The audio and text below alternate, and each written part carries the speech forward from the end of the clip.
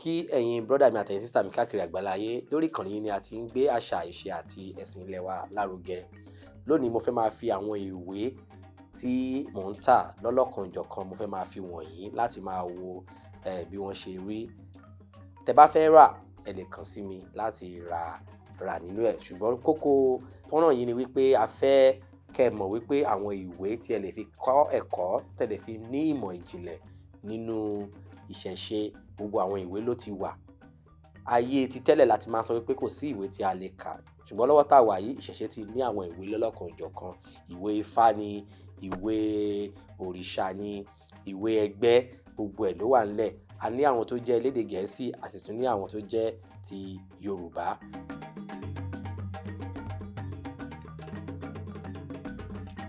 Màá máa mú lọ́lọ́kanòjọ̀kan báyìí láti máa ṣe ìfihàn àwọn ìwé tí mo ní lọ́lọ́kanòjọ̀kan tí mo dẹ̀ ń gbà yín níyànjú láti pé kẹ́ ẹ ra àwọn ìwé yìí nítorí ó máa wúlò fún yín. Ẹ jẹ́ ká máa mú lẹ́yọ kọ̀ọ̀kan.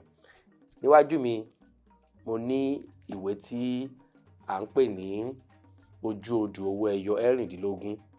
Ojú odù owó ẹyọ ẹ̀rìndínlógún, àwọn ìwé náà pọ̀ ńlẹ̀ níbí báyìí. Ṣé rí ojú odù owó ẹyọ ẹ̀rìndínlógún yìí ó wà fún àwọn tí ó bá fẹ́ máa dá owó ẹyọ. Gbogbo wa la mọ̀ nǹkan tó ń pè ní owó ẹyọ. Àwọn olórìṣà owó ẹyọ ni wọ́n máa ń dá láti fi dá Ifá, tún lè pè ní Ifá náà. Ẹ wá wo ìwé náà bó ṣe rí. Ìwé pélébé ni ṣùgbọ́n atákéré iyọ̀ dùn ni mò ń pe orúkọ ìwé yìí. Ìwé náà àwọn ẹ̀kọ́ bí ẹ ṣe lè mọ bí wọ́n ṣe ń dá owó ẹyọ ẹ̀rìndínlógún ló wà nínú ẹ̀. Àwọn ọmọ odù 12 ni ó fẹnubà tí ó jẹ́ àwọn tí ó ń dá owó ẹyọ lé kì tí wọ́n lè sọ̀rọ̀ nípa òun ìwé yìí ni ó sọ̀rọ̀ nípa. Tẹ́ bá wò ẹ rí wípé gbogbo àlàyé bí wọ́n ṣe lè dá owó ẹyọ ẹ̀rìndínlógún ló wà nínú ẹ̀. Àwọn olórìṣà ló máa ń dá. Gbogbo tí owó ẹyọ bó bá ṣíjú sí àbáwọn tó pajú dé, kí ni nǹkan tó ń sọ?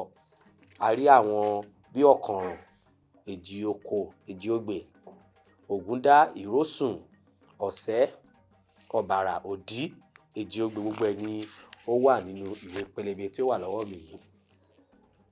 Tẹ́ bá tún wo ìwé eléyìí, ìwé náà à ń pè ní Mádaríkàn ọ̀fọ̀.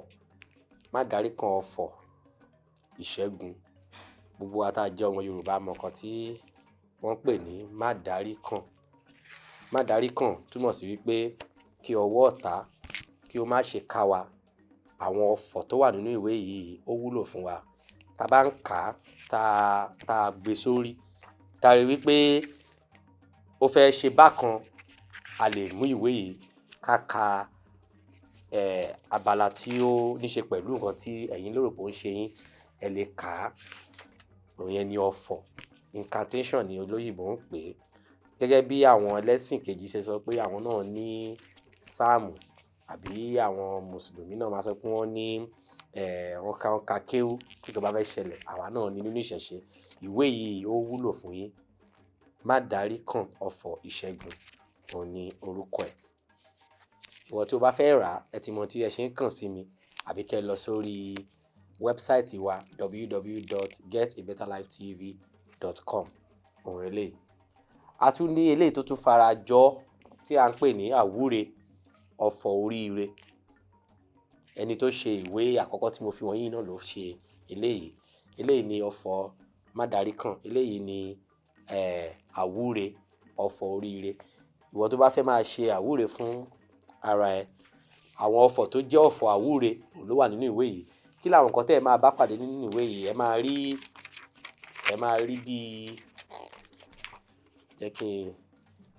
máa rí bí ọ̀fọ̀ àwúre, jèrè jọ̀fẹ́, tíjótayọ̀, ẹni rere, gbémilékè. So gbogbo ẹ̀ ló wà ńbẹ̀. Ọ̀fọ̀ ìsọ̀yè wà ńbẹ̀. Ọ̀fọ̀ ìlànà iṣẹ́, fẹ́ kí iṣẹ́ yín lọ wájú. Ọ̀fọ̀ àfòràn, bóyá aburú kan fẹ́ ṣẹlẹ̀ sí yín tí ò fi ní ṣẹlẹ̀, gbogbo ẹ̀ ló wà níbí báyìí.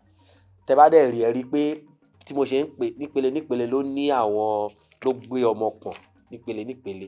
Tí ẹ bá ra ìwé yìí, gbogbo ẹ̀ lẹ máa bá nú ẹ̀. Ìyẹn ni àwúre ọ̀fọ̀ oríire.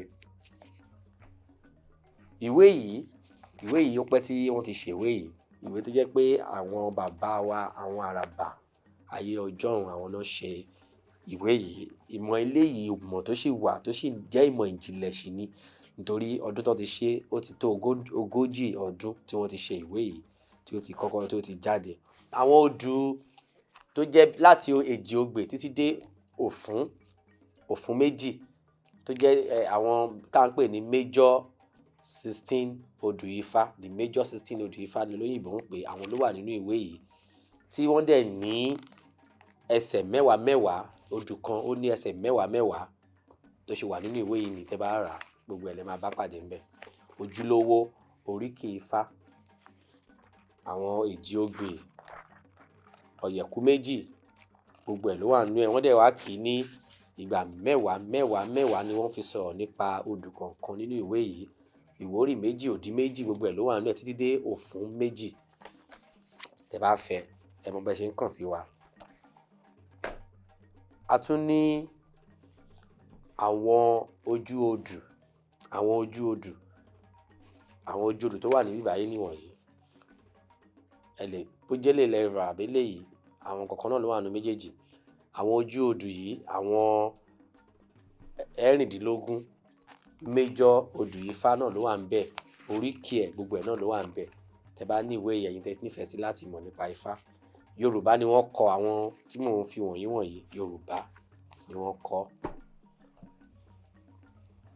Gbogbo wa la ti mọ ìwé eléyìí, ẹ ti mọ̀, wọ́n ṣe gbé tẹ́ ẹ mọ̀ kọ́. Ìwé mímọ́ Ifá, ẹ̀sìn àkọ́dá Olódùmarè, ẹ ti mọ eléyìí, ẹ ti ń rà. Ilé 256 gbogbo odù pátá ló wà nínú ìwé yìí. Yorùbá ni wọ́n kọ. 256 Odu Ifa, wọ́n dẹ̀ kì í ní ìgbà méjì ni wọ́n fi sọ̀rọ̀ nípa ẹ̀. Yorùbá ni wọ́n fi kọ eléyìí náà.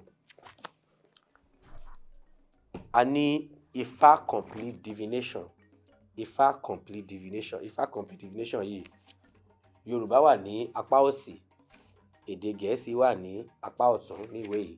Òun náà sọ̀rọ̀ nípa gbogbo odù tó wà, 256 odù tó wà ní ìgbà méjì ni ó sọ̀rọ̀ nípa ẹ̀. Èyí lè ní wọ́n pè ní Ifá complete divination. Ó ní Yorùbá lẹ́gbẹ̀ẹ́, ó dẹ̀ ní òyìnbó ní ẹ̀gbẹ́. Ìwé eléyìí tí à ń pè ní 256 divine invocation. Tá bá yí padà báyà máa rí ti Yorùbá ẹ̀. 256 ìwúre ló wà nínú ìwé yìí. 256 tí wọ́n yọ nínú Ifá ló wà nínú ìwé yìí. Ó ní òyìnbó ní apá kan, ó tún ní Yorùbá ní apá kan. Ìwọ tó bá rà wá rí òyìnbó ní apá kan, wá tún rí Yorùbá rẹ̀ ní ìdàkejì. Tí ìwé yìí ṣe wà nìyẹn. Àwọn ìwúre ló wà nínú ẹ̀. Bí ìwúre tẹ́ lè máa sọ sí ara yín, sí ẹlẹ́dàá yín. Ṣé mọ̀ pé àwọn wa àṣẹ wà ní ẹnu wa, tí èèyàn bá pe nǹkan tó fẹ́ fún ara ẹ̀, bẹ́ẹ̀ ló ṣe máa rí. Ìdí nìyí tẹ́ bá ní ìwé yìí tẹ́ mọ àwọn ohun ìjìnlẹ̀ tí ẹ lè máa fi ṣe ìwúre fún ara yín, àǹfààní ńlá ló máa jẹ́ fún gbogbo ẹ̀yin tẹ́ jẹ́ olólùfẹ́ wa. Ìwé eléyìí, ìwé ìmọ̀ látọwọ́ bàbá wa àràbà Ifálékè Àwúrelà. Ìwé yìí ṣe mọ̀ àti ìṣèpolówó ẹ̀ dáadáa fún yín. Ìwé Ifá náà ni 256 Odu Ifa ló wà nínú ẹ̀. Ìwé yìí tún ní àwọn oríṣiríṣi nǹkan míì yàtọ̀ sí Odu Ifa o, tó tún ní ṣe pẹ̀lú Ifá tó wà nínú ìwé yìí. Tẹ́ bá rà gbogbo yín lẹ ti mọ̀ wípé ìwé ìmọ̀ ni orúkọ ẹ̀. Gẹ́gẹ́ bí orúkọ ẹ̀ ṣe jẹ́ ìmọ̀ túmọ̀ sí knowledge nínú èdè Gẹ̀ẹ́sì, ṣùgbọ́n orúkọ ẹ̀ lápètán ẹ̀ ní ìwé mímọ́ Ọlọ́run Olódùmarè. Ìwé Odu Ifa ni ìwé yìí náà. Yorùbá ni wọ́n kọ náà, Yorùbá ni wọ́n kọ ìwé yìí. Ìwé eléyìí náà ó wúlò fún àwọn tó bá fẹ́ mọ̀ nípa àwọn àṣà àti òrìṣà ilẹ̀ Yorùbá. Ìwé yìí ìwé tó dáa ni. Tẹ́ bá kà, tẹ́ bá rà, ẹ máa rí gbogbo àwọn àṣà àti àwọn òrìṣà ilẹ̀ Yorùbá. Yorùbá náà ni wọ́n kọ ìwé eléyìí. Ẹ ti rí. Ẹ jẹ́ ká tún wo àwọn ìwé míì tó tún wà ńbẹ̀. Àṣà àti ìṣe ilẹ̀ Yorùbá náà ni, ṣùgbọ́n àwọn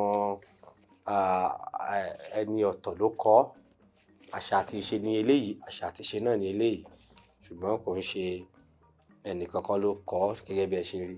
Olúdáramọ́lá àti jẹ́jẹ́, ẹni tó kọ eléyìí jẹ́ CL Adéoyè, ṣùgbọ́n àṣà àti ìṣe náà ní méjèèjì. Ẹ jẹ́ ká wo bóyá a máa rí àwọn ìwé mìíràn. Ìwé pọ̀ lọ́lọ́kan ìjọ̀kan ní orí ìkànnì yìí, Get a Better Life TV. Ìwọ tó bá fẹ́ mọ gbogbo àwọn ìwé tá à ń tà, ẹ lọ sí orí wẹ́bsáìtì wa www.getabetterlifetv ní orí íńtánẹ́ẹ̀tì. Ẹ jẹ́ ká tún wo eléyìí ni à ń pè ní ìgbàgbọ́ àti ẹ̀sìn Yorùbá. Ìgbàgbọ́ àti ẹ̀sìn Yorùbá. Gbogbo àwọn tí ó rò bí pé Yorùbá ò lẹ́sìn àbí Yorùbá ò nígbàgbọ́, ìwé yìí ṣàlàyé nípa ìgbàgbọ́ àti ẹ̀sìn Yorùbá. Ẹ̀yin tẹ́ bá ra ìwé yìí, ẹ máa rí wípé Yorùbá ní ẹ̀sìn, a sì tún ní ìgbàgbọ́. So guys, don't forget that our movie Ifa Lonimogba will be coming out soon, anywhere from now, definitely this month, and you guys will be able to watch it. You know, Ifa Lonimogba teaches Ifa wisdom, so we are going to be releasing them in series, so maybe weekly we'll be releasing it one by one. Thank you guys. If you want to buy any of this book, message me on my WhatsApp that is displayed on the screen, or you can go to my website www.getabetterlifetv.com. So when you message me directly, then I'm going to tell you the price on my website. Then when you message me as well, I'll tell you the price. Then we can discuss on how you can get a copy of it. So we can use DHL to send to you. Then we can as well send to you through Motor Park if you are in Nigeria. If you are outside Nigeria, definitely we'll use courier service to send a copy or any of the copies you want to buy to you. Thank you very much, guys.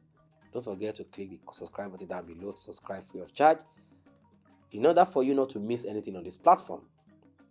Thank you, and get a better life.